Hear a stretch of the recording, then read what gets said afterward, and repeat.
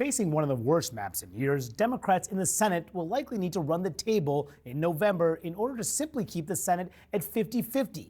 And that includes in red states like Ohio and Montana. So what does having Kamala Harris at the top of the ticket mean for their chances? Now, while several Democrats in swing Senate states races took the stage at the DNC last week, others stayed away, including Ohio's Sherrod Brown, Montana's Jon Tester, and Purple State Democrat Jackie Rosen of Nevada.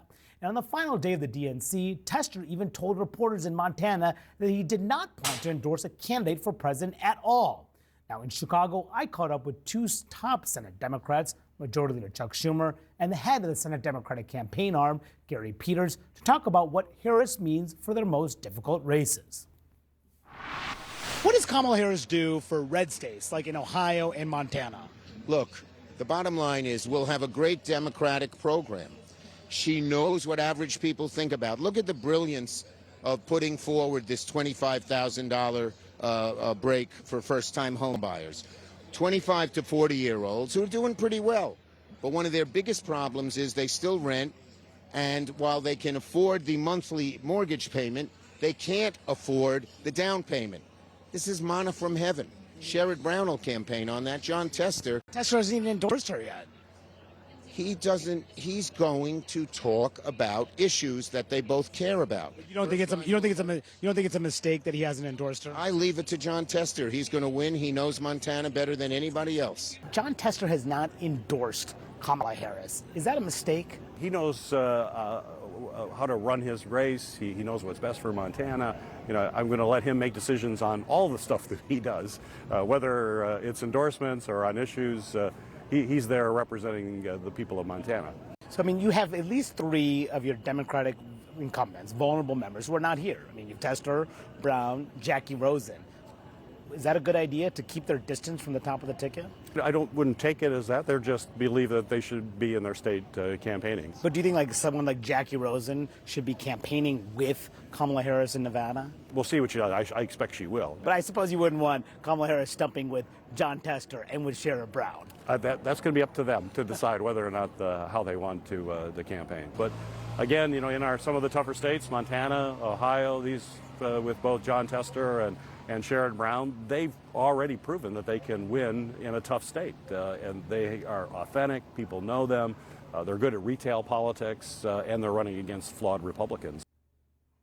I mean, that's the interesting calculation that these candidates who are running in difficult races always have to make. How much distance to keep from the top of the ticket? How much to align themselves with the top of the ticket? We saw several candidates stump for Harris at the DNC. People from Wisconsin, Pennsylvania, Michigan even, but not so much Ohio and even Nevada. It's interesting. What do you think of Harris, what she means for the Democrats' chances to keep the Senate? Already they have such a difficult map, but does she help? Does she hurt?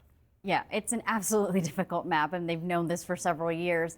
I mean, when you talk to Democrats, they're very excited about the general enthusiasm, right? Because that lacking of enthusiasm within the base, they were already thinking that's not going to help turn out voters. There could be voters who sit at home. That is less of a worry now. But I think to your point, I mean, there's always going to be your most vulnerable senators, your most vulnerable House Democrats who just are going to keep their distance. And we hear all the time from leaders saying they have to run their race, the way that they're going to run their race, whether they endorse or not, that's up to them. But it is interesting to me to see Congresswoman Slotkin, Tammy Baldwin, Senator Tammy Baldwin, they did not stump with Biden. They were purposely far away whenever they went to their states.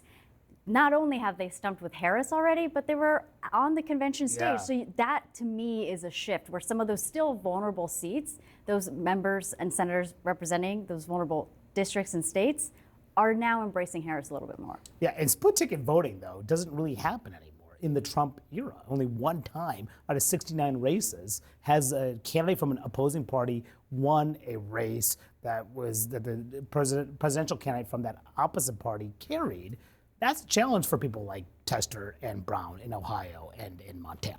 Absolutely. I mean, we can be almost certain that Trump is going to win both of those states, which means that Jon Tester cannot win without the support of a lot of Trump voters crossing over to vote for him. The candidate I was most surprised to see on stage giving a speech at the DNC was Colin Allred. He's running in Texas. another red state that Trump is almost certainly going to win, although of course Democrats always talk about how they'd like to put it in play. But that tells me a couple things. Number one, that he gets so many donations from being up there on the national stage and saying, I'm running against Ted Cruz, that it's worth whatever hit he takes from being associated with the top of the ticket. And number two, that it's a different political calculation in a state like Texas, where he's hoping that there's enough of an effect on the base, there's enough of a mobilization effect from the energy behind this new ticket, that could be enough to put him in contention, particularly against a candidate like a Ted Cruz. But politics 101, if you're Sherrod Brown, if you're Jon Tester, you have to run your own race because you're not going to be able to win without those crossover voters.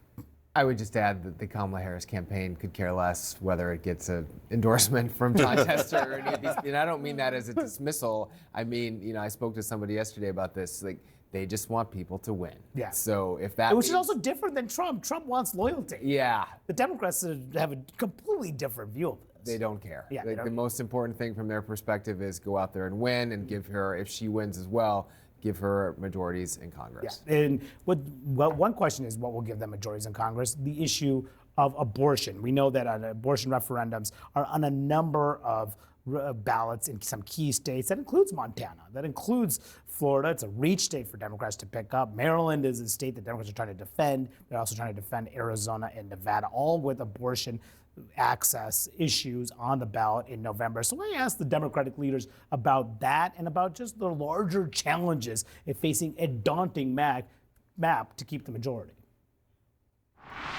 You have 3 seats in states that Donald Trump picked up. You have incumbents in purple states. You have very difficult pickup opportunities. So how are you going to hang on to control of the Senate? Well, we are going to hang on, and you're correct, it's a very difficult map, but as you recall, I did this job last cycle, which was very tough in a midterm. Everybody thought we had no chance to hold the majority. This is worse than last cycle. Well, yeah, I'm just saying that it was very tough, and we beat expectations last cycle. We're going to beat expectations again this cycle. The fact that in Montana there's abortion on the ballot, is that going to be decisive? Do you think that will determine Jon Tester's ultimate outcome here? Well, I think it would be a significant factor. I think ultimately it's because of Jon Tester's character and his proven track record standing up for the people of Montana. But there's no question, reproductive freedom is a very powerful issue. Talk about having to codify Roe v. Wade in a Democratic majority. But you're not going to get, even if you manage to keep the Senate, you're not going to get 60 votes in the Senate. Does that mean that you may have to change the filibuster to do that? Look, the bottom line is we looked at the filibuster once on voting rights, and we're committed to doing that on other areas of the filibuster. Including abortion rights? In other areas of the filibuster, we're going to talk as a caucus and see where to go. But let me say how potent an issue is in abortion.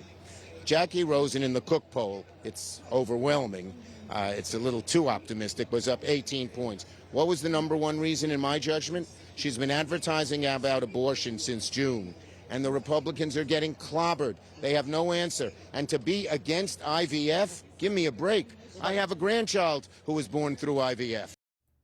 Now, Republicans will say they're not against IVF, but nevertheless, the point being abortion. Could that be enough to save the Democratic majority? Yes and no. I mean, Democrats have seen some success with abortion referendums, in non-election cycles and all of that stuff. But I think that one of the things that Democrats are doing relatively successfully is making it about abortion, yes, but also painting the Republican Party writ large as sort of anti-freedom, taking away your rights. So every Republican, every race now becomes about whether you're going to give more power to Republicans who are just going to strip away more and more rights. And abortion is the linchpin of that argument, but it gets much larger. All right, we shall see. It's going to be a very difficult road for the Democrats, no question.